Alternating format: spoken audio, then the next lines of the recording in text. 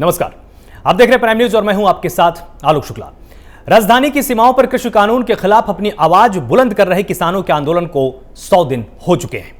कड़ाके की ठंड से दिल्ली का मौसम अब भले ही धीरे धीरे गर्म हो रहा है, लेकिन केंद्र सरकार और किसानों के रिश्तों में जमी हुई बर्फ अभी तक पिघली नहीं है। दोनों अभी भी वहीं खड़े हैं जहां 100 दिन पहले खड़े थे। इस बीच आंदोलन के 100 दिन पूरे होने के साथ ही किसान एक बार फिर शक्ति प्रदर्शन कर रहे हैं।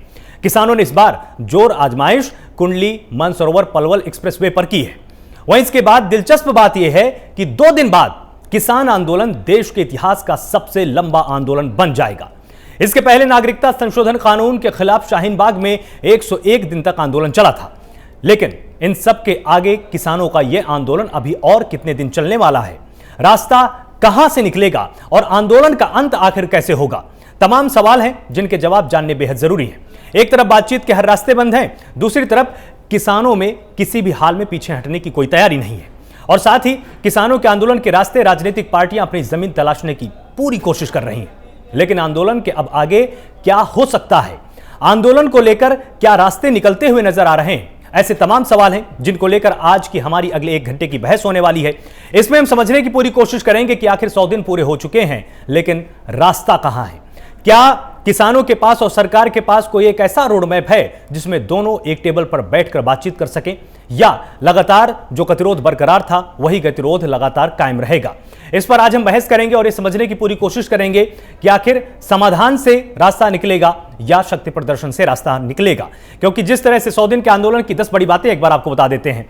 राकेश टिकैत के आंसुओं से किसान आंदोलन को नई दिशा मिली, यह आप सबको याद ही होगा। पहले राकेश टिकैत की भावुक अपील के बाद महापंचायतों का दौर शुरू हो गया था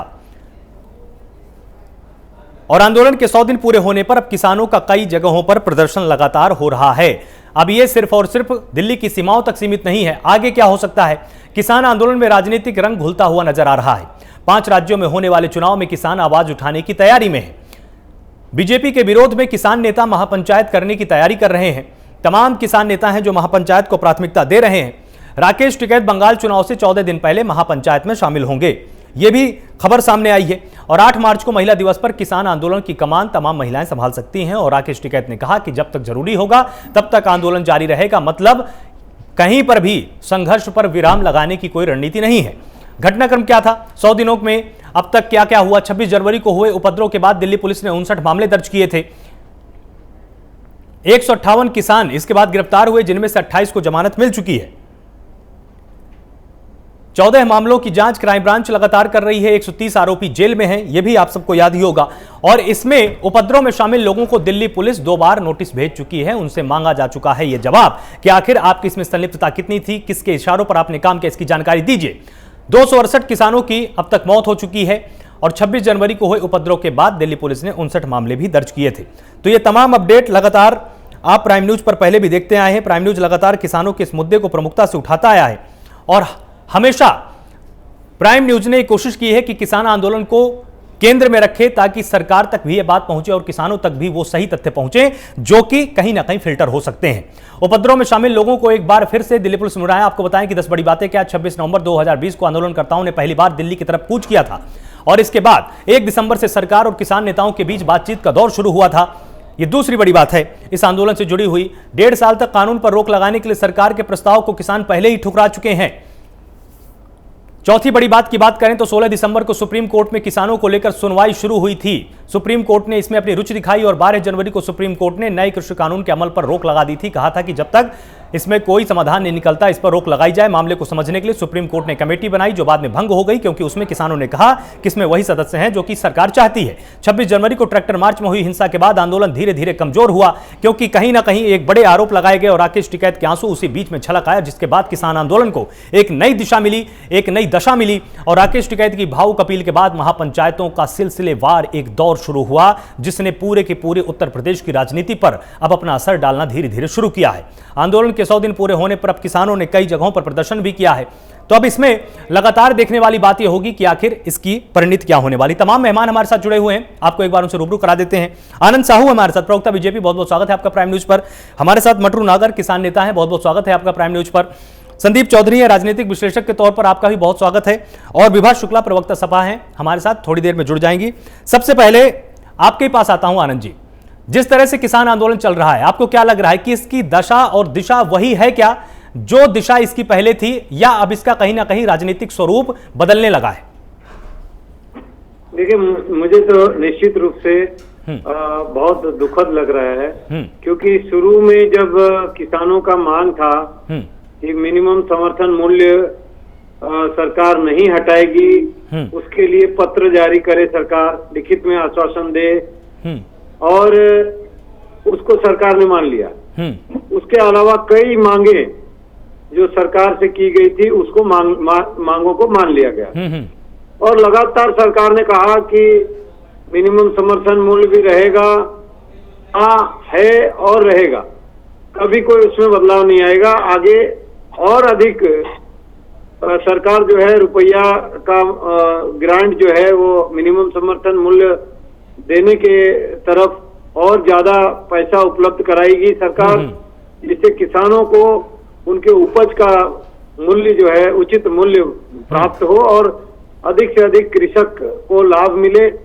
और इसी कड़ी में सरकार ने उनके सामाजिक सुरक्षा को ध्यान में देख करके अभी देखिए कोरोना के काल में उन्होंने एक बहुत बड़ा किसानों को सम्मान निधि के रूप में देने के लिए प्रति एकड़ 2000 रुपये का जो ग्रांट देने का काम किया है, वो भी बहुत बड़ा किसानों के हितों की रक्षा के लिए किया। इतना ही नहीं, आप देखिए ये जो नेता हैं, जो किसान नेता हैं, जिसको आप बार बार पूरे टीवी चैनल दिखा रहे हैं, अगर आप जांच करें तो वो पूरी तरह से महाभ्रष्ट लीडर है, जिसका पूरा बातचीत जो है अपोजिशन लीडर के साथ हो रहा है। संकेत किसकी तरफ है? आनंद जी, संकेत किसकी तरफ है? आनंद जी, एजेंडा को हाईलाइट किया जा रहा है। आनंद जी, संकेत किसकी तरफ है? किसानों को मरवाने का काम करने के लिए पूरी योजना बन रही है, और उनके जो मृत्यु के बाद उनका जो शरीर है, पार्थिव शरीर, उस शरीर को कैसे आगे ला करके उस पर राजनीति किया जाए, ये गुण कांग्रेस के लोगों के द्वारा उसको दिया गया, और वही राजनीति कर रहे हैं। आनंद जी, संकेत किसकी तरफ है आपका? आप किसकी तरफ संकेत कर रहे हैं कि कौन विपक्ष के नेताओं से मिलकर किसान आंदोलन को अलग दिशा में ले जा रहा है? निश्चित रूप से जो कांग्रेस ने जो पाप किया है, 84 का दंगा देखिए, चाहे इमरजेंसी देखिए, उन दंगों से दुनिया को बता दिया कि हम चाहे जब जिसको कुचल सकते हैं, जब चाहे किसानों को मरवा देते हैं, गौ रक्षकों को मरवा देते हैं, देश में इमरजेंसी लगा देते हैं, सिखों का कत्लेआम करते हैं। जो प्रधानमंत्री आदरणीय नरेंद्र मोदी जी आज जिस प्रकार का सिखों के जो धर्म की रक्षा के लिए सिखों के लंगर को और विश्व भर में ले जाने के लिए हर प्रकार का संरक्षण किया, जो जीएसटी हटा दिया लंगर से, और गुरुद्वारा जो अभी पाकिस्तान में जो कॉरिडोर बना है वो भी आप देखिए वो प्रधानमंत्री जी के अथक प्रयास से बना है। और इतना ही नहीं, जो सिखों को इतना भड़काया जा रहा है, जो कनाडा से बैन किया था कांग्रेस ने सिखों को आने के लिए, ब्लैक लिस्ट किया था, रेड कॉर्नर जारी था, उनको भी प्रधानमंत्री जी ने कहा सिख हमारे गलत नहीं है, कांग्रेस ने इनको बहुत अत्याचार किया है, तो प्रधानमंत्री जी उसको खोल दिए। अब आप बताइए, ये सारे काम करने वाले को क्या आप कहते हैं कि ये सिख विरोधी प्रधानमंत्री हैं, और इस प्रकार का एक बड़ा नैरेटिव शुरू करके और देश को गुमराह कर रहे हैं, विश्व भर में भारत का नाम को खराब करने का षड्यंत्र कर रहे हैं। ऐसे किसान नेता, आपको लगता है कि किसानों के हित ऐसे होंगे? किसान को आज जो मिनिमम समर्थन मूल्य हमारे देश के प्रधानमंत्री मोदी जी के काल में जो मिल रहा है, क्या कभी ऐसा मिला क्या? अगर कांग्रेस की सरकार में किसानों को मिनिमम समर्थन मूल्य मिला होता, किसानों को सब प्रकार के पानी, बिजली और रख रखाव के लिए गोडाउन और फूड प्रोसेसिंग और सब स्किल डेवलपमेंट और डेयरी और दुनिया भर की चीजें होता, तो आज ये हमारे किसान तो कोई गरीब होते ही नहीं, सारे विश्व के किसानों से प्रतिस्पर्धा में सबसे आगे भारतीय किसान, क्योंकि भारत के किसान से ज्यादा मेहनत का दुनिया के कोई किसान नहीं है।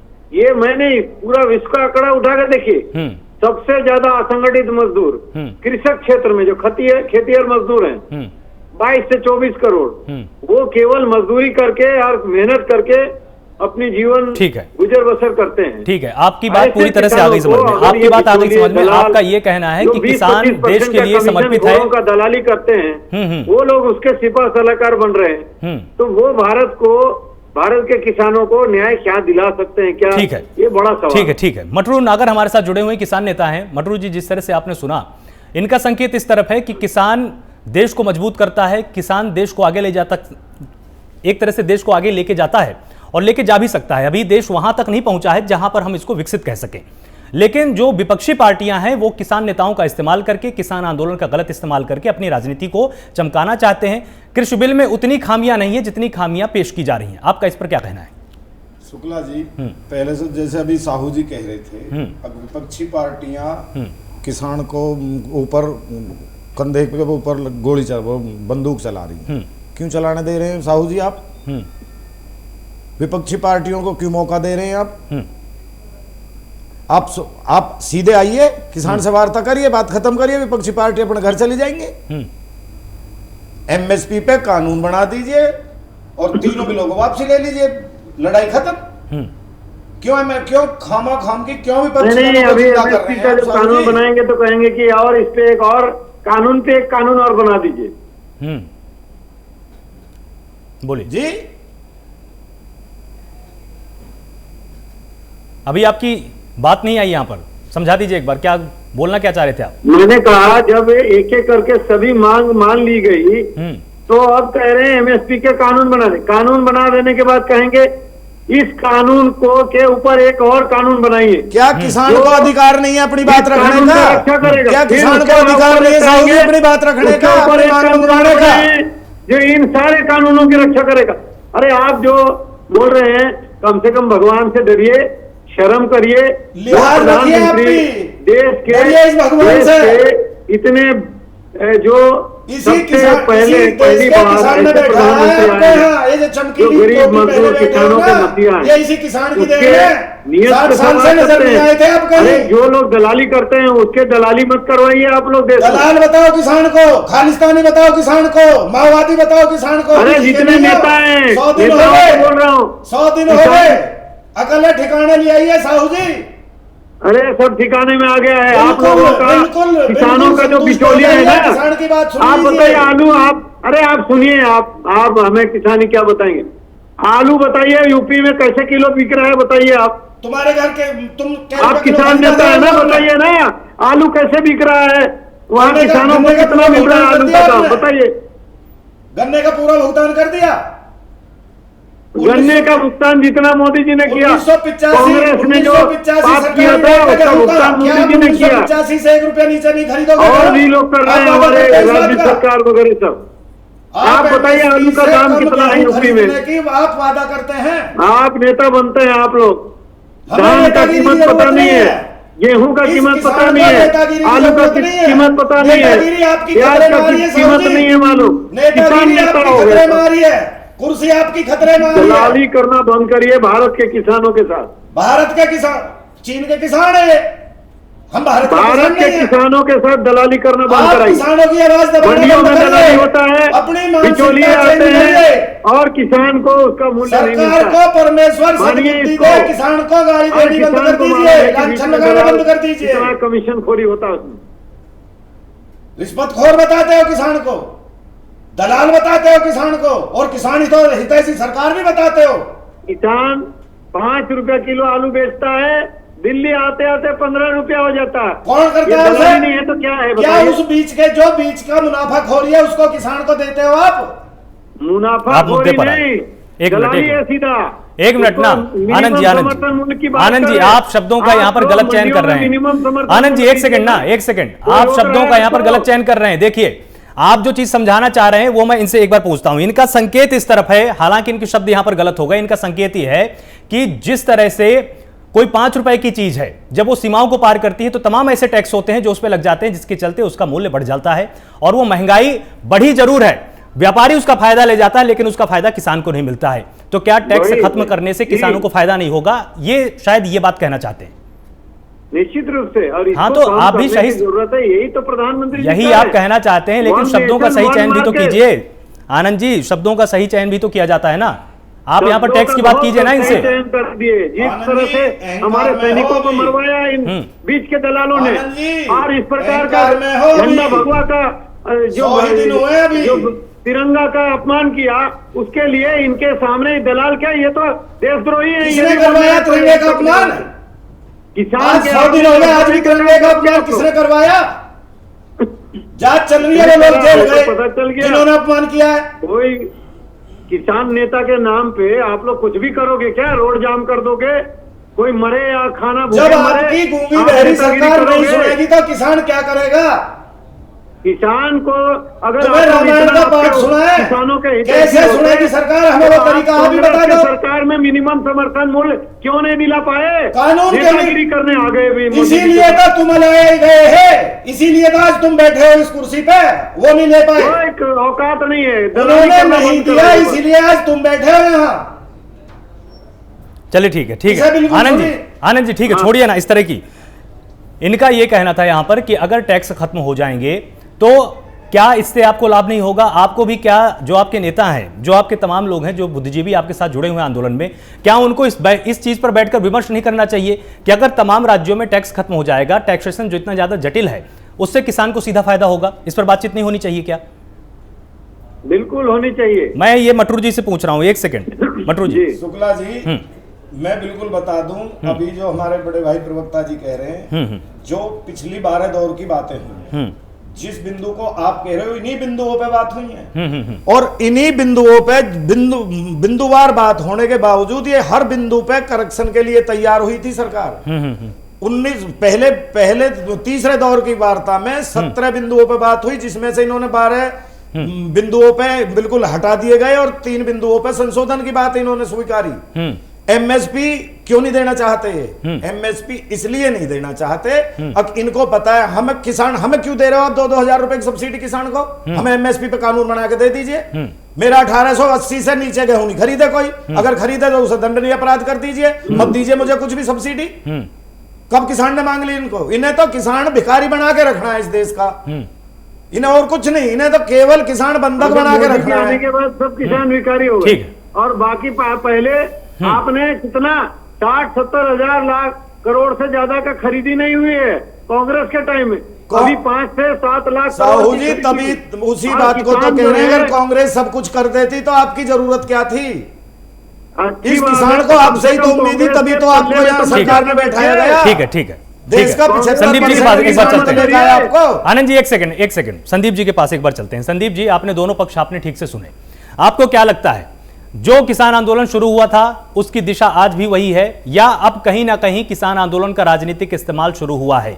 क्योंकि दिल्ली की सीमाओं से शुरू हुआ था, धीरे धीरे पश्चिमी उत्तर प्रदेश इसका केंद्र बनता गया और अब पश्चिम बंगाल की भी तैयारी हो रही है। तो आपको नहीं लगता है कि किसान आंदोलन की आड़ में कुछ विपक्षी पार्टियां या कुछ तथाकथित नेता अब इसका गलत इस्तेमाल कर सकते हैं?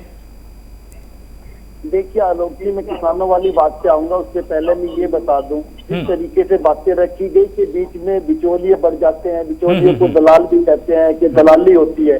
आप मुझे ये बताइए, ये दलाली या ये बिचौलिए कहाँ नहीं है? अगर हमारी सेना के लिए कुछ हथियार खरीदे जाते हैं या जहाज खरीदे जाते हैं, जिस तरीके से अभी राफेल भी खरीदे गए, उनमें अनिल अंबानी का बीच में नाम आया, तो वो भी एक तरीके से दलाली है। जो हमारे यहाँ डीजल पेट्रोल देश में आता है वो हमें 30-35 रुपए लीटर मिल सकता है, लेकिन वो 100 रुपए लीटर मिल रहा है। इसका मतलब उसमें भी बीच में अलग अलग तरीके की बहुत सारी दलाली है। आप उस दलाली को टैक्सेस का नाम दे सकते हैं। तो इसी तरीके से हर जगह दलाली का काम और कारोबार होता है देश के अंदर, उससे किसान भी अछूता नहीं है। और किसान की मजबूरी है आलोक जी, अगर गवर्नमेंट जो एमएसपी वाली बात करती है, अगर गवर्नमेंट सेंटर खुले रखे, उनके पास पूरी चीजें मौजूद हो, बोरियों की कमी ना हो, पेमेंट्स की कमी ना हो, उनके सेंटर रनिंग में हो, तो किसान को किसी बच्ची बिचौलिए के पास जाके ठगने की जरूरत नहीं है। वो तो अपना अनाज सीधा लेकर के जाएगा, पेमेंट लेके आएगा, उसको अनाज दे के आ जाएगा। बिचौलियों के चक्कर में वो जब फंसता है जब वो सेंटर पे जाता है गवर्नमेंट के और वहां पे अधिकारी कहते हैं आज हमारे पास बोरी नहीं है, अपनी ट्रॉली को वापस लेकर जाइए, अपने अनाज को वापस लेकर के जाइए। अब किसान की स्थिति हमारे देश में ऐसी नहीं है कि वो स्टोर करके रख सके या वो लोडिंग अनलोडिंग बार बार करे, उसको मजदूरी देनी पड़ती है, उसको चीजें महंगी पड़ती है, हमारी व्यवस्था में भी कमी है। रही बात एमएसपी की, एमएसपी कब से चल रहा है हमारे देश में आपको मालूम होगा, कांग्रेस सरकारों के टाइम से एमएसपी बहुत टाइम से चला है, लेकिन इसमें खामी है, हमारे देश का जो पूरा अनाज है वो एमएसपी पर खरीदा नहीं जाता है। तो इन चीजों को ठीक करने की जरूरत है, रिक्वायरमेंट है। और जो हम नई सरकार लेके आए, देश की जनता नई सरकार लेके आई, देश की जनता नई सरकार इसलिए लेके आई कि हम उन चीजों से सेटिस्फाई नहीं है जो पुरानी चल रही है, उसमें और क्या ज्यादा अच्छा हो सकता है, तो वो ज्यादा अच्छा करने की जरूरत है। अब बात आती है किसान आंदोलन की। देखिए, आप आंदोलन करें, मैं आंदोलन करूं, बीजेपी आंदोलन करे या कांग्रेस आंदोलन करे, जब भी आप किसी सरकार के खिलाफ आंदोलन करते हो तो हर उस जगह आप चोट करने की कोशिश करते हो, हर उस जगह आप अटैक करने की कोशिश करते हो जहां से आपको ज्यादा से ज्यादा मीडिया कवरेज मिले, ज्यादा से ज्यादा लोग आपकी बात देखें। और जो भी मौजूदा सरकार हो, चाहे वो आज बीजेपी की है चाहे कांग्रेस की होती, तो प्रदर्शन करने वाले लोग उस पर दबाव बनाने की कोशिश करते हैं, ये उनकी एक रणनीति होती है। और जो मौजूदा सरकार रहती है, मौजूदा सरकार की रणनीति होती है कि हम किस तरीके से आंदोलन को डाउन करें, कमजोर करें और किस तरीके से दोनों लोगों के बीच में बातचीत हो सके। इसके पहले माहौल बहुत अच्छा था जब किसानों और सरकार के बीच में लगातार बातचीत हो रही थी, प्रदर्शन भी चल रहा था, बातचीत भी हो रही थी। लेकिन आज की तारीख में जो गलत हो रहा है या नेगेटिव चीज है वो ये है कि सरकार और किसानों के बीच में बातचीत नहीं हो रही है, वो बातचीत होना बहुत जरूरी है। तो इसमें सबसे ज्यादा जरूरी बात जो आपने बोली कि बिचौलिए होते हैं, तो सरकार यही तो लगातार बोल रही है ना कि इन बिचौलियों को समाप्त करने के लिए हमको कोई ना कोई कानून का स्वरूप बदलना पड़ेगा। अगर एपीएमसी मंडियों में इसी तरह से काम चलता रहा तो इन्हीं एपीएमसी मंडियों में ही तो दलाल बैठे हुए हैं ना। अगर इस पर बातचीत नहीं होगी, अगर कृषि कानून में ऐसा कुछ प्रावधान है जिससे कि इन दलालों को सिस्टम से बाहर किया जा सके, तो इस पर आखिर बातचीत क्यों नहीं हो रही? आलोक जी, बहुत अच्छा सवाल है आपका। देखिए, पहले तो मैं बता दूं, दलाल उसी दिन अपने घर बैठ जाएंगे जिस दिन सरकार ये कह देगी कि हमारे सेंटर 24 घंटे रनिंग में रहेंगे, हमारे अधिकारी मौजूद रहेंगे, आपको किसी दलाल के पास जाने की जरूरत नहीं। आप दलाल के पास जब जाओगे जब आपको अपने घर में रोटी कपड़ा मकान चाहिएगा होगा और सरकार आपका अनाज खरीद नहीं रही होगी, कभी वहाँ बोरी की प्रॉब्लम होगी, कभी वहाँ पेमेंट की प्रॉब्लम होगी, तब आप मजबूरी में किसी दलाल के पास जाते हैं। तो सबसे पहले तो आपको अपनी चीजों को ठीक करना पड़ेगा। उसके बाद जो 3 कानून आए हैं, 3 कानून सरकार अपने आप को कहीं ना कहीं इससे अलग करना चाहती है। प्राइवेटाइजेशन होने के बाद जब व्यापारी इसमें आ जाएगी, इंडस्ट्रीज इसमें आ जाएंगी, तो आप डायरेक्ट उनके साथ जुड़ जाएंगे। इसमें सबसे बड़ा जो झोल है वो इस बात का है, जो किसान है वो इससे डरता है कि हो सकता है आज हमें रेट अच्छा मिल जाए, लेकिन आने वाले टाइम में आप जितनी फसलें हैं, आप धान गेहूं गन्ना छोड़ दीजिए और जितनी फसलें उन पे ऊपर एमएसपी नहीं है और उनका रेट अगर मार्केट में 2000 रुपए होता है तो किसान उसको 1000 रुपए में बेच रहा होता है, 50% डाउन में बेच रहा है। कहीं ना कहीं किसान के दर में दिमाग में सिक्योरिटी का डर है। अगर एमएसपी का कानून बन जाए, जिस तरीके से आज अगर आप टोल टैक्स पे जाते हैं और आपके पास फास्टैग नहीं है तो आपको डबल चार्ज दिया जाता है, वहां पे 50 की जगह 100 रुपए लिए जाते हैं। ये सरकार ने कानून बना दिया 1 सेकंड में। इसी तरीके से सरकार कानून बना सकती है कि कोई भी व्यापारी अगर एमएसपी से नीचे खरीदेगा, किसान को ठगने की कोशिश करेगा, उसको जेल जाएगा और सरकार जिम्मेदार होगी, उसको डबल रेट देगी। जिस तरीके से सरकार डबल चार्ज ले सकती है टोल पे, तो सरकार किसान को डबल रेट भी दे सकती है। ठीक है, मोहम्मद आबिद हमारे साथ जुड़े हुए हैं समाजवादी पार्टी से। एक तरफ किसान आंदोलन है, एक तरफ केंद्र सरकार है मोहम्मद जी, और जिस तरह से आप सब बीच में हैं कि अखिलेश यादव जहां भी जाते हैं वहां पर सरकार को घेरने की कोई कोर कसर छोड़ नहीं रहे हैं, महापंचायतों में अब सीधे तौर पर दखल दे रहे हैं। आपको क्या लगता है, किसान आंदोलन का क्या बेहतर इस्तेमाल आपके लिए हो सकता है, या आप किसानों का यहां पर सहयोग करना चाहते हैं? बस समाजवादी पार्टी गरीब, अल्पसंख्यक, किसानों, महिलाओं, नौजवानों, मैं ये कहूँगा जो अच्छे दल हैं, हमारा राजनीति का मकसद ये है कि जहाँ पर समस्याएं हैं, अगर सरकारें हम विपक्ष में हैं, सरकार गलत कर रही है तो किसानों के साथ, हम खुद किसान हैं, हम किसानों के साथ खड़े हैं और सरकार के विरोध नीतियों के खिलाफ आए हैं और बोलते रहेंगे।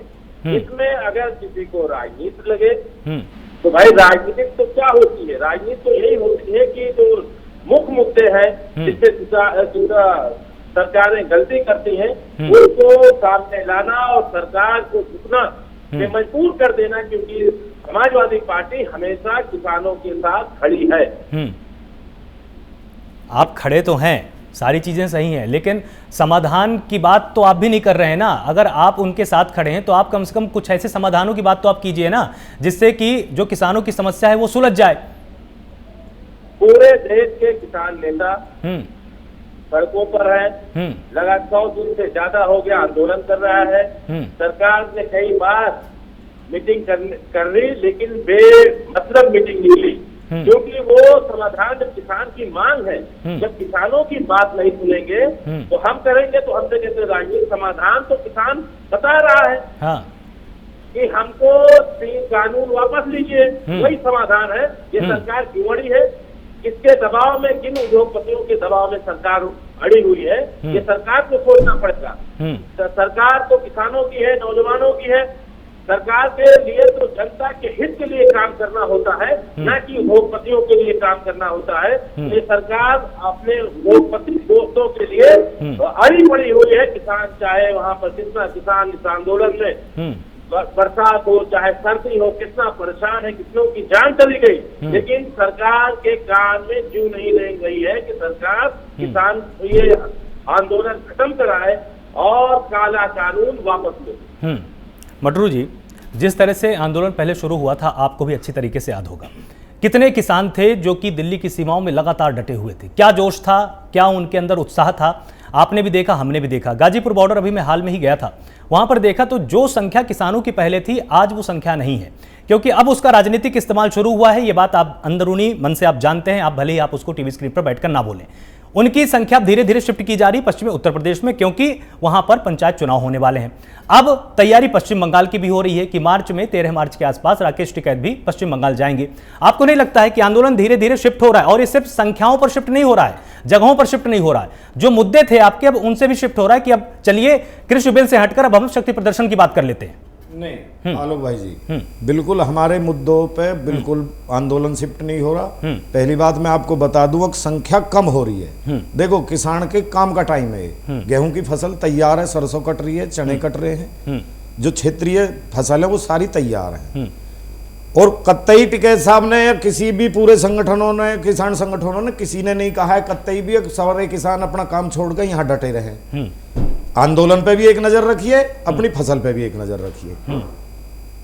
बिल्कुल बाकायदा खेती में भी किसान लगा हुआ है। यहाँ भी रही बात बंगाल की या महापंचायतों की, ये केवल सरकार को जगाने के लिए महापंचायतें हो रही हैं। केवल आनंद साहू जी जैसे लोग जब बैठ के कहने लगते हैं चंद किसान है, कुछ नहीं है, भाग गए, बॉर्डर खाली हो गए, सब चले गए, चोर हैं ये और दलाल हैं ये, केवल इनको ये बात दिखाने के लिए, इनको जगाने के लिए ये महापंचायतें हो रही हैं। रही बात इन महापंचायतों की, बीजेपी आज भी मानेगी जब इनका भला, कल मानेगी जब इनका भला। बात तो इनको माननी पड़ेगी और इनकी ठीक से समझ में भी आ गया। अभी थोड़ा सा साहू जी वैसे परेशान है बंगाल को लेकर, कभी इन्हें पहले बंगाल चाहिए किसान के, बाद में सुन लेंगे। बिल्कुल संतुष्ट है, प्रधानमंत्री जी की उस कॉल का आज भी इंतजार है। जिस दिन उन्होंने बोला था उस दिन से इंतजार ही है किसान को। ना किसान हटने वाला है, ना किसान भगने वाला है। और जब साहू जी कहेंगे, जब किसान अपनी पूरी संख्या में, अपनी संख्या बल इनको जहां कहे वहां दिखा देंगे। बिल्कुल। और रही बात एमएसपी की, एमएसपी तो साहू जी प्रधानमंत्री जी ने कह दिया देश में कहीं भी किसान अपनी फसल बेच सकता है। राजस्थान का किसान, उत्तराखंड का किसान, पूर्व का किसान उत्तर प्रदेश से दिल्ली गेहूं लेकर आएगा और 2 एमएसपी 1880 पे खरीदना, दिल्ली बेचेंगे। कहीं भी तो ले जा सकते हैं हम। बिल्कुल आप सब्सिडी दीजिए, उसका ट्रांसपोर्ट का खर्चा भी दीजिए। 10 बोरी गेहूं किसान लेकर राजस्थान से दिल्ली 2000 में बेचना आएगा, उसका गेहूं वहां बिकेगा 1100 में। और आपने छूट कर दिया कि देश का किसान कहीं भी करे।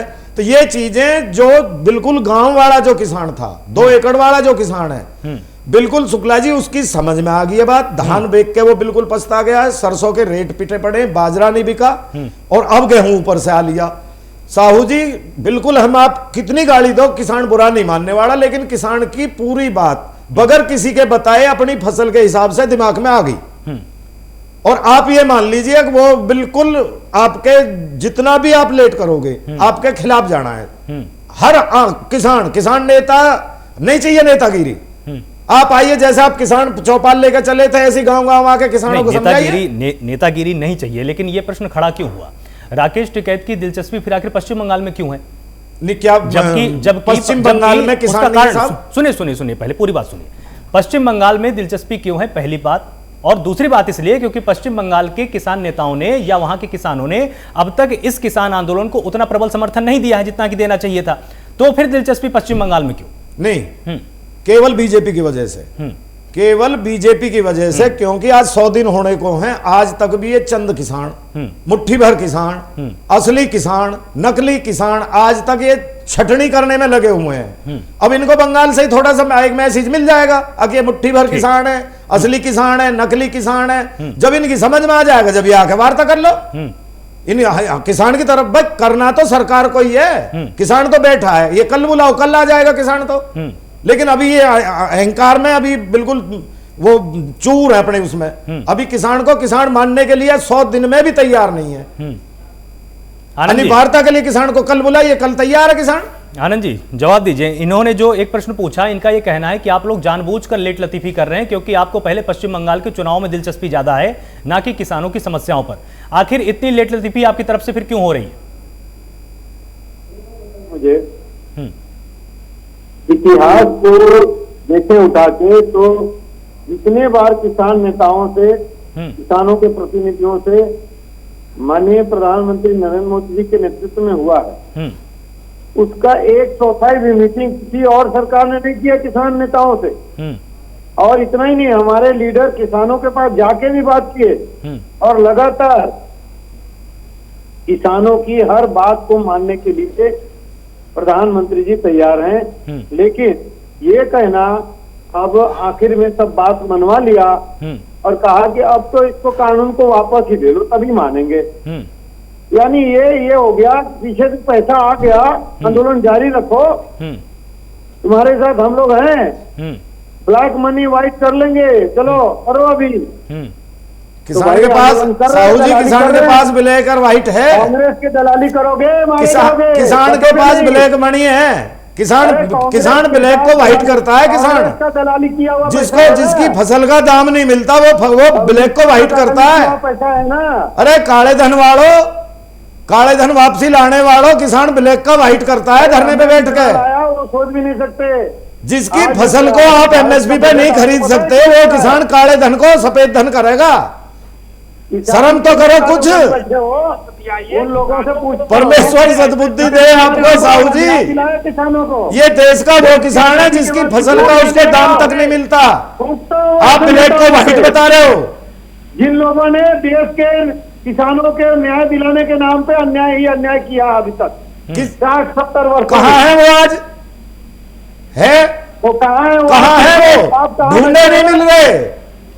यही अहंकार था आनंद जी उनको, आज वो ढूंढे नहीं मिल रहे देश में। और आप भी अपनी जानकारी करेक्ट कर लें, किसान को गंभीरता से सोच लें, किसान के बारे में सोच लें, अहंकार को छोड़ दो, अन्य जहां वो गए वहीं तुम जाओगे। गरीब किसान मजदूर जो ये निश्चित कर लो, अगर किसान के साथ खिलवाड़ करोगे तुम भी ढूंढे नहीं पाओगे। नहीं पड़ता है, वो तो दलाली करने वाले लोग बीच में पड़ के अपने आप को भगाओ ना उनको। क्यों समय दे रहे हो साहू जी?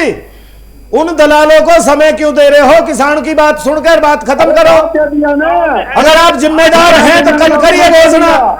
संयुक्त मोर्चा की तरफ से मैं जिम्मेदारी ले रहा हूं नेशनल टीवी पे बैठ के। अभी जाके मीटिंग में बोलूंगा। अब साहू जी ने बोल दिया कल वार्ता के लिए चलो, लीजिए आप जिम्मेदारी। बताइए, बोलिए जो बोलना है बोलिए। क्या छोड़ा है जो आपसे डरे हम? अरे वो हम डराने वाले गरीब किसान है देश का। साहू जी वो ये हाथ देता है, इसकी हाथ खाली नहीं जाती साहू जी। वो बातचीत की बात 60 साल वाले ढूंढे नहीं पा रहे देश में।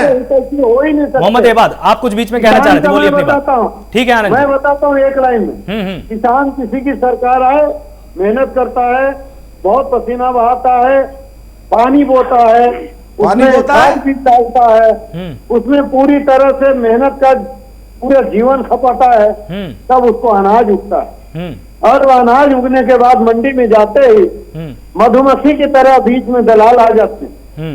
दलालों का एक गिरोह है, वो बीच में सब प्राइस भी फिक्स करते हैं, सब कुछ फिक्स करके उन दलालों को तो आप रजिस्टर्ड करना चाह रहे हो साहू जी। मोहम्मद एबाद कुछ बीच में कहना चाह रहे हैं। मोहम्मद एबाद, सेंटर है, आप उनसे खरीद नहीं पाते किसानों को। सरकार किसी की भी है, किसानों को न्याय दिलाने का काम प्रधानमंत्री मोदी जी ने ठीक किया है। है, पहली मोहम्मद बार। एबाद कुछ अभी अपनी बात कहना चाह रहे हैं। मोहम्मद एबाद, ये बात कर रहे हैं बिचौलियों की कि किसानों को लोग बिचौलिए आ जाते हैं। जब किसानों का की फसल खरीदी नहीं जाएगी, सेंटरों पर लेंगे नहीं, उचित पैसा नहीं मिलेगा, अधिकारी लोग और सरकार अपना आदमी बैठाले हुए हैं कि भाई तुम्हारे जरिए लेंगे, इसमें फला पैसा मेरा है। वही काम तो आप भारतीय जनता पार्टी की सरकार कर रही है। ये अडानी और अंबानी के चक्कर में कि हम खेती किसानी भी आपके हवाले कर दे रहे हैं। हमने तो आपको एयरपोर्ट दे दिया। अरे झूठ मत फैलाइए, बहुत हो गया आप लोगों का झूठा भाषण सुन के। आप झूठ फैलाते हो भाई। आप नहीं, मुझे एक चीज समझाइए मोहम्मद एबाद, मुझे एक चीज समझाइए, मुझे आप एक चीज समझाइए ना। यहाँ पर छोड़िए, अभी थोड़ी देर के लिए आप आनंद जी को अभी आप छोड़ दीजिए। मुझे आप एक चीज समझाइए। आप बोल रहे हैं कि सेंटरों में क्या होता है, सेंटरों में गलत होता है। जिस एपीएमसी मंडी से लगातार किसान त्रस्त थे, किसान लगातार सरकार को शिकायतें करता आया है 70 सालों से कि एपीएमसी मंडी में हमको हमारी फसल का सही मूल्य नहीं मिलता है। शांता कुमार कमेटी ने बिल्कुल साफ बताया था, एफसीआई की एक कमेटी थी शांता कुमार कमेटी, उसने साफ तौर पर बताया था कि 94% किसान अपनी फसलों को एमएसपी पर बेच ही नहीं पाता है। तो जब यह सिस्टम है तो कुछ तो कानून बनाया जाएगा ना, जिससे कि किसान की हालत में सुधार आएगा। जब किसान कानून के मुखालिफ है, जो कानून आप बना रहे हैं, आप जो कानून है, बात यह है ना कि किसानों को उसका मूल्य मिले। तो आप जो बिचौलिए हैं, आपके जो अधिकारी हैं, उनको आप ठीक कीजिए। आप कहते हो कि 1 बीघे वाला, 1-2 एकड़ वाला कहां पर किस मंडी में लेके जा रहा है। जो आपके सेंटर खुले हैं, वो सेंटर को ठीक कीजिए। आप मूल्य पहले का दे नहीं पा रहे। आज गन्ना किसान परेशान है। मोहम्मद एबाद, से कानून से नहीं हो सकता। मोहम्मद एबाद, यही होता है, यही होता है। देखिए, उद्योगपतियों के कहने पे यही होता है। मैं अब आपको एक छोटा सा उदाहरण इसमें देता हूं। मैं अब आपको इसमें एक छोटा सा यहां पर उदाहरण देता हूं। वहां पर कानून पर यह कहीं नहीं कहा गया है कि उत्तर प्रदेश का तमिलनाडु जाएगा, क्योंकि हर कोई जानता है कि इसमें ट्रांसपोर्ट का खर्चा आना है। उसमें यह भी प्रावधान है कि एक जिले की एपीएमसी मंडी से अगर आप दूसरे जिले में, जो कि आपस में सटे भी होते हैं कई बार, कि जैसे कानपुर फतेहपुर हो गए, बांदा महोबा हो गए। सुनिए एक सेकंड, अभी मेरी बात पूरी नहीं हुई। एक सेकंड मैं आपकी बात समझ रहा हूं। मैं जानता हूं आप लोग भी टोटल बीजेपी के प्रवक्ता बन जाते हैं। आप मेरी बात सुन लीजिए। नहीं, एक सेकंड। अब आप एक चीज बताइए ना। देखिए, रुकिए एक सेकंड। मोहम्मद एबाद, मैंने आपसे एक प्रश्न पूछा, आपने प्रश्न को पूरा होने नहीं दिया, आपने मुझको भी प्रवक्ता बना दिया। मैं एक पत्रकार हूं भाई, प्रवक्ता नहीं हूं मैं। तो आप ये सवाल कीजिए इनसे। हाँ, कि जो तो आप दूसरे इस प्रश्न में एक सेकंड ना, रुकिए एक सेकंड। व्यक्तिगत टिप्पणी आपने यहाँ पर की। किसान के पास एक टाली गेहूं नहीं होता, एक टाली धान नहीं होता, वो दूसरे जिले में। मुझे एक चीज बताइए ना पहले। अब आप, मेरे प्रश्न में कमल के फूल की कहीं पर मुहर लगी हुई थी क्या? क्योंकि मैं आपको सुन रहा हूं। आपको जो सवाल भारतीय जनता पार्टी से पूछना, मैंने पूछा नहीं उनसे, किसान पूछा नहीं मैंने उनसे, जान दे रहा है। आप उनसे सवाल ना पूछ के आप दूसरे से पूछते हैं, तो ये कहां तक जाए? अरे तो आप अपना उत्तर देंगे ना, कि आप उस चीज पर, आप वहां पर व्यक्तिगत हो जाएंगे। नहीं, मैं व्यक्तिगत तो नहीं कह रहा। आप तो हो गए ना यहाँ पर व्यक्तिगत। आलोक जी, नहीं, आपने व्यक्तिगत ले लिया। तो आपने व्यक्तिगत टिप्पणी की है यहाँ पर। मोहम्मद भाई, व्यक्तिगत टिप्पणी आपने यहाँ पर की है। मैंने सिर्फ एक छोटी सी बात बोली कि बिल का ये भी तो फायदा हो सकता है ना, कि मान लीजिए जो जिले आपस में सटे हुए हैं। मेरा पूरा प्रश्न ये था कि जो जिले, सुनिए ना, आप सुनिए पहले एक बार, सुनिए। अरे सुन तो लीजिए कि एक एकड़ के किसान, हाँ, जो थोड़ी सी फसल अपनी बेचता है अपने कुछ जरूरत के, वो समस्या यही है। देखिए दूसरे जहां मोहम्मद साहब, आप मेरी बात को सुन ही नहीं रहे हैं। तो पास में मैं एक छोटी सी बात बोल रहा हूं कि 2 जिले हैं, मान लीजिए 2 इलाके आसपास हैं, 2 मंडियां आसपास हैं, अगर आप दूसरी मंडी में जाकर बेचना चाहते हैं आप इसके बाद बेच पाएंगे, क्या इसका फायदा किसान को नहीं होगा? मेरा प्रश्न ये था। अब आपको इसमें पता नहीं कहां से कमल के फूल की आपको मोहर दिखाई दे गई। मोहम्मद भाई नहीं दे पाएंगे उसका जवाब। शुक्ला आप जब लोकल मंडी में या अपने के घर के पास जो सेंटर है वहां पर किसान को बेचने में इतनी दिक्कत आ रही है, आप तो मंडियां पहले से बनी है मानी ना आपने बात, वही देखिए आपने भी वही बात मानी ना जो कि मैं आपसे पूछ रहा था अभी प्रश्न, कि दिक्कत हो रही है उसको, और वो दिक्कत आज से नहीं है, तो उसके लिए कोई कानून तो लाया जाएगा ना। बिल्कुल यही बात तो कह रहा हूं मैं। भट्टू जी कुछ बोला चाह रहे हैं, बोलिए। आनंद जी से एक जवाब दिलवा दीजिए। आनंद जी, अभी आप कह रहे थे कि किसान है आप भी, अभी धान बिका 3-4 महीने पहले, और जैसे अभी शुक्ला भाई बता रहे थे कि एक जिले के जो सटे हुए जिले हैं, अगर इसमें 900 बिक रहा है और उसमें 1100 बिक रहा है तो किसान वहां बेच सकता है। साहू जी कहिए ईमानदारी के साथ, बोलिए ईमानदारी के साथ कहिए, एक भी जिले में, एक भी जिले के दूसरे जिले के किसान का एक किसी ने पूरी उत्तर प्रदेश में फसल खरीदी हो तो दीजिए इसका जवाब। और निश्चित रूप से लिखित में उदाहरण दूंगा आपको, लिखित में उदाहरण दूंगा, केंद्र वाइज ब्यौरा दूंगा। उस अधिकारी ने जाने के पहले अपने पे देखिए आप, मेरे पास क्या कम किसान है, मैं तुम्हारी फसल कैसे ले लूं, मेरे किसान की फसल कौन लेगा, मैं भुगतभोगी हूं उसका। यहां से 12 किलोमीटर दादरी मंडी है और वहां से 13 किलोमीटर सिकंदराबाद मंडी है। सिकंदराबाद का धान दादरी में नहीं आने दिया। ये मेरा प्रश्न ये था मोहम्मद जी। FIR हुई किसानों पे, तो आप तो प्रदेशों की बात कर रहे हो, आप जिले में नहीं जाने दे रहे। मेरा उत्तर प्रदेश और हरियाणा की सीमा लगी हुई है, गौतम बुद्ध नगर और फरीदाबाद की सीमा लगी हुई है। आनंद जी, गौतम बुद्ध नगर जिले की और हरियाणा के फरीदाबाद की सीमा लगी हुई है, मात्र 3 किलोमीटर का अंतर है। एक टैंकर हरियाणा में आपकी सरकार, उत्तर प्रदेश में आपकी सरकार, अधिकारी है जो नहीं किसान ऐसी बनते हैं, क्यों नहीं खरीद रहा है? झूठा बताते हो किसान का, मैं भुगतभोगी हूं। मेरे जिले की और फरीदाबाद की सीमा में 2 किलोमीटर का अंतर है, और मैं 20 किसानों पे FIR दिखा दूं आपको। हरियाणा सरकार ने ट्रैक्टर नहीं घुसने दिए धान के। मैं बताता हूं, ठीक है जवाब ले लीजिए, बोलिए आनंद जी। देखिए ऐसा है, मैं एक बात बताता हूँ, यही बात तो मैं कह रहा हूँ कि जो अगर दूसरे जिला में और पहले जिले में यह अंतर जो आ रहा है वो कौन कर रहा है? बिचौलिए कर रहे हैं। और इसी बिचौलियों को सरकारी क्रय केंद्र पे भी बिचौलिए बैठे हैं क्या साहू जी? सरकारी में भी तो मैं सरकारी क्रय केंद्र की बात कर रहा हूँ महाराज, प्राइवेट की बात नहीं कर रहा, मैं सरकारी क्रय केंद्र की बात कर रहा हूँ। तो मंडियों को अधिकारी बैठे हैं, सरकार के लोग बैठे हैं, तो बिचौलिए क्यों आ जा रहे हैं? आप बिचौलिए खत्म कीजिए ना। आप सुनते नहीं हो, आप पूरी बात सुनिए मेरी, फिर अगर जवाब में संतुष्टि नहीं हो तो आप जवाब दे देना। बोलिए बोलिए आप आनंद जी, बोलिए। नहीं गलत, आप मैं अगर गलत बोलता हूँ बता देना आप गलत बोल रहे। पूरी बात सुन लीजिए। मंडियों में मंडी वालों का भी एक गैंग है। मंडी के लोग मिल जाते हैं कि आज इस दाम में खरीदना, ये माल इस दाम में, इस दाम में खरीदना। कोई भी मंडी वाला तय कर लिया, उससे ऊपर जाके किसी को खरीदना नहीं है। और बगल वाले जिले में वहाँ के मंडी वालों की तय करनी है, आज हमको छोड़िए, देश के बड़े उद्योगपतियों को पूरा कृषि दे रहे हैं, खेती किसानी दे रहे हैं, कि जो बड़े उद्योगपति जो चाहेंगे वो रेट तय करेंगे।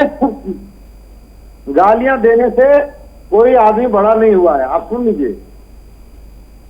मैं ये कह रहा हूँ, गाली कौन दे रहा है आपको? बात अगर यही है कि आप लोगों की कमी, बात को गाली लग रही है भाई। ये जो चलिए ठीक है सरकार का केंद्र है, ठीक है, छोटा किसान अरे मोहम्मद साहब सुन लीजिए, एक बार आप भी उनका उत्तर देखिए, पैसा दीजिए, उत्तर तो आने दीजिए कम से कम साहब। हम बड़े बड़े खोलेंगे, जो पहले से मंडियां खुली हैं वो मंडियों में कह रहे हैं हम आग लगा देंगे। ठीक है आनंद जी, एक सेकंड, आनंद जी, मोहम्मद जी एक सेकंड, दूसरे गेस्ट के बाद अब हम चलते हैं। चलिए ठीक है, थोड़ी देर बाद आता हूं आपके पास आनंद जी, एक सेकंड। संदीप जी, जिस तरह से आपने सुना, दोनों तरफ से इतना असमंजस में चीजों को लाकर खड़ा कर दिया गया है। सरकार बोल रही है कि इस तरह के प्रावधान है, विपक्ष बोल रहा है इस तरह के प्रावधान है। सरकार बोलती है इससे इस तरह के फायदे होंगे, विपक्ष का यह कहना है कि इससे इसी तरह के नुकसान हो जाएंगे। क्या किसान समझे, क्या जनता समझे कि आखिर सच्चाई क्या है? भाई जीता किस, अरे मोहम्मद साहब, संदीप जी को बोलने दीजिए ना इस बार। नहीं ठीक है, आप ले लीजिए संदीप जी से जवाब ले। हाँ संदीप जी। आलोक जी देखिए, विपक्ष को तो 2014 से राजनीति करने का मौका मिला नहीं था, तो ये किसानों के मुद्दों की आड़ में, किसान आंदोलन की आड़ में विपक्ष को मुद्दा मिल गया है सरकार के ऊपर आक्रमण करने का, सरकार के ऊपर सवाल जवाब करने का। तो उनको तो आप रोक नहीं सकते, वो विपक्ष का काम यही मानते हैं कि सरकार को कैसे घेरना है। रही बात सरकार की, सरकार लगातार सफाई दे रही है, सरकार कह रही है कि आप बातचीत करो, सरकार कह रही है कि कमियां कहाँ है, उनको कमियों को दूर कर देते हैं, इनमें काला क्या है। तो असली जो मुद्दा है वो सरकार और किसानों के बीच में है। विपक्ष तो अपना झंडा बुलंद किए हुए, क्योंकि उनके पास मुद्दे नहीं थे। अब ये चीज देखनी है कि सरकार और किसान ना गलत बात मत बोलिए। आपने ना 15 लाख रुपए दिए ना, तो अरे वो राजनीतिक विश्लेषण है मोहम्मद इबाद। एक सेकंड देखिए, सुनिए मोहम्मद भाई, आपको आज क्या हो गया है? अरे सुनिए तो भाई, सुनिए एक सेकंड। अरे मोहम्मद भाई सुनिए तो देखिए, अभी थोड़ी देर पहले आपको मैं बीजेपी प्रवक्ता नजर आ रहा था, वो भी बीजेपी के नहीं है भाई, वो भी राजनीतिक विश्लेषक हैं। मैं पत्रकार के तौर पे आपसे प्रश्न पूछ रहा हूं, वो अपना विश्लेषण कर रहे हैं, उन्होंने कुछ नहीं किया है। बोलिए आप संदीप जी, बोलिए। आलोक जी, समस्या का समाधान सरकार ने करना है, किसानों के साथ मिलकर करना है। तो इन चीजों को मुझे लगता है वक्त रहते सरकार को चेतना चाहिए और इस चीज को बहुत बड़ा इशू नहीं बनने देना चाहिए। जितना ये आंदोलन लंबा चलेगा, मुझे लगता है बीजेपी पर और बीजेपी सरकार पर इसका फर्क पड़ेगा, इमेज भी खराब होती है। हमने पहले कई आंदोलन ऐसे देखे जब कांग्रेस सरकार ने उन पर ध्यान नहीं दिया, वो अपनी सरकारी पावर में मस्त थे, उनको लग रहा था चीजें हल्की हैं, और धीरे धीरे हुआ क्या आपको भी पता है, कांग्रेस की इमेज खराब हुई, कांग्रेसी नेताओं की इमेज खराब हुई, जो टीवी चैनल पर आकर के बोलते थे नहीं कोई समस्या नहीं है, सब बढ़िया चल रहा है। तो वो चीजें नहीं होनी चाहिए, हमें हकीकत को भी समझना चाहिए। और जिस तरीके से साहू जी बैठे हैं, काफी लंबा अनुभव है, मेरे ख्याल से बिहार से लेके दिल्ली तक की जानकारी रखते हैं, तो ग्रास रूट पे काम करना चाहिए। मैं बिहार में रह के आया हूँ, मैंने बिहार में काम किया है, मैं गवर्नर सत्यपाल मलिक जी का वहाँ पे सलाहकार था। समस्याएं किसानों की वहाँ पे भी हैं, समस्याएं मजदूरों की वहाँ पे भी हैं, और वही चीजें आपके उत्तर प्रदेश में भी है, राजस्थान में भी है, हरियाणा में भी है, पंजाब में भी है। लेकिन इस चीज से इनकार नहीं किया जा सकता, जब इस तरीके के आंदोलन खड़े होते हैं तो उनके पीछे राजनीति भी होती है, क्योंकि राजनीतिक लोग ही संसद में बैठते हैं, वही मुद्दों को उठा सकते हैं, किसान संसद में नहीं बैठे हैं। बिल्कुल मोहम्मद इबाद, देखिए इन्होंने कितनी एक अच्छी बात बोली कि जो विपक्ष में है, जो संसद में बैठते हैं, विधानसभा में बैठते हैं, वो किसानों की आवाज को उठाएंगे। आप लोग उठा रहे हैं, अच्छी बात है, लेकिन आपको नहीं लगता है कि जितना आंदोलन खिंचता जाएगा, धीरे धीरे जो उसकी मांगे थी उससे अब उसका ध्यान भटककर कभी यूपी पंचायत पर फोकस हो रहा है, कभी पश्चिम बंगाल पर हो रहा है, और अब तो उन तमाम राज्यों की बात भी होने लग गई कि हम वहां जाकर भी विरोध प्रदर्शन करेंगे जहां पर चुनाव होने। देखिए, किसान नेता या किसान भारतीय जनता पार्टी से बेहद नाराज हैं। हम भी किसान हैं, किसान के नाते भी नाराज हैं।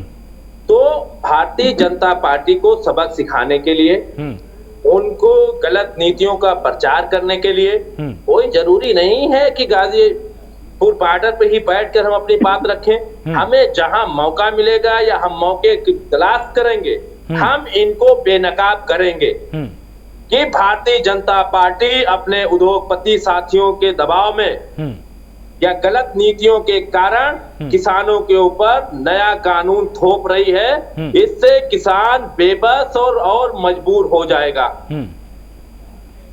मतलब जो आप कह रहे हैं, किसानों का सबसे बड़ा दुश्मन भारतीय जनता पार्टी है।